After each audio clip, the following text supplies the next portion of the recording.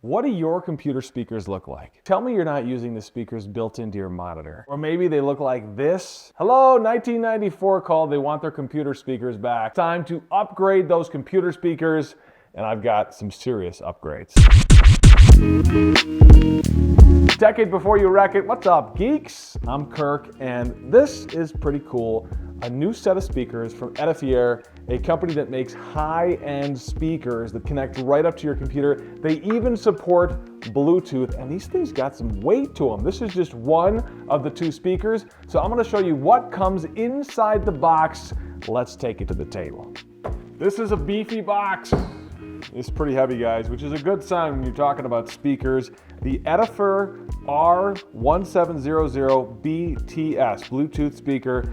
You can see it says active speaker right there. We've got a bunch of different languages.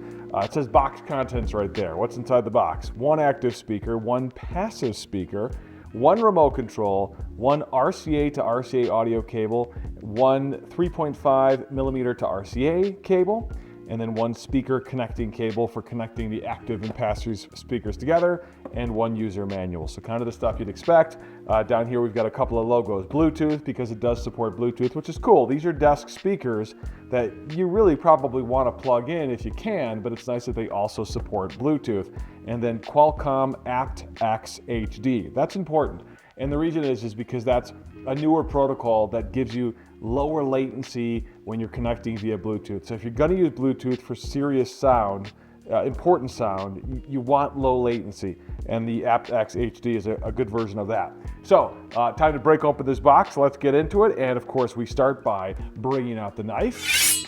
There it is. Let's cut this bad boy open. We've got our styrofoam protection on the top, and there we can see our two speakers already exposed, active and passive. So let's pull these guys out and put them off to the side for a second while we get the rest of the stuff out of the box here. Oh, again, they're pretty heavy, which always a good sign. You want speakers to have some weight to them. We've got what looks like a power cable there. We'll set that down. I'm gonna pull the rest out of this, get the box out of the way. All right, so what do we have here? Well, this looks like the remote control. So we want to see that. That's a good sign. That's important for these. You can adjust the volume. Actually, let's open this guy up. Take a look at the remote. Oh, it's got some plastic on there. Let's get that plastic off. I love that. Don't you love that? Ready? Woo, buddy. New plastic. Very cool. And so you've got power, you've got up, down, volume, track, left, right, of course for the Bluetooth features, play, pause. You've got on-off buttons, line 1, line 2 to change your sources, which is kind of cool.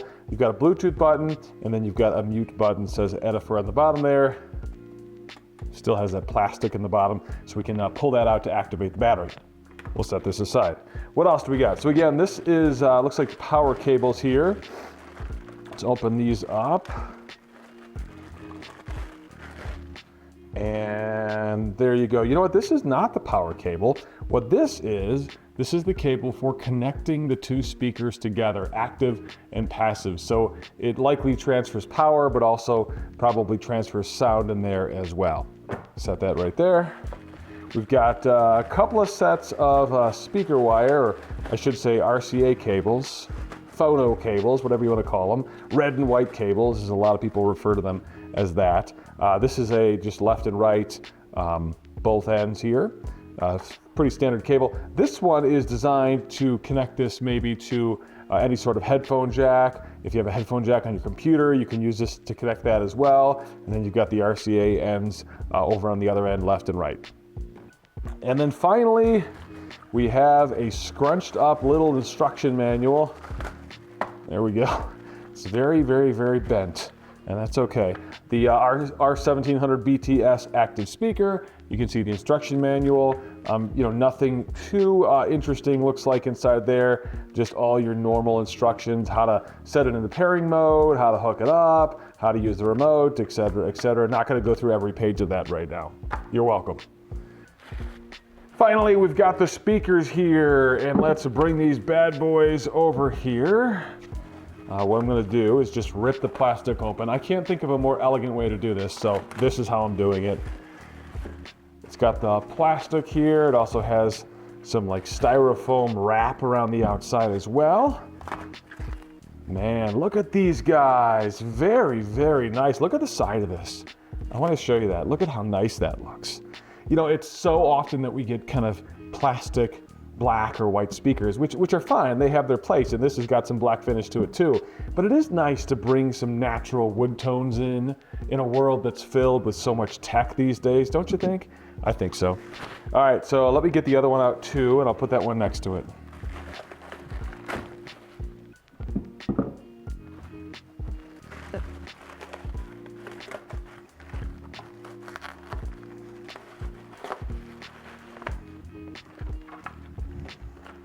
All right, so I wanted to make sure I had both of these out together, and the reason being because they are different. They're two different speakers. As you saw on the outside of the box, you have an active speaker and a passive speaker, and from the front, they look very much the same, as they should.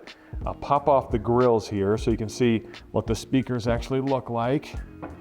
Take a look at that, very nice. You can tell this is just a higher end deal going on here. You've got a couple of different speakers here on the front, same exact setup on both. The only difference here is on this speaker, the active speaker, it looks like that's where the IR sensor maybe is, some sort of sensor that this one, as you can see, doesn't have.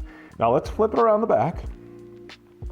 I'm going to gently set this down. I don't like setting them down on their face, but I'm going to do it for display purposes here. So on the back, as you can see, very different. This is your active speaker over here. It says it right there, and you can tell because it's got the power and the controls. This is where you plug your power into, and this is where you do your line input. So you've got two line inputs. You saw the remote actually has options to switch back and forth between those two line inputs. So that's pretty cool. I like that, especially if you're using two different sources.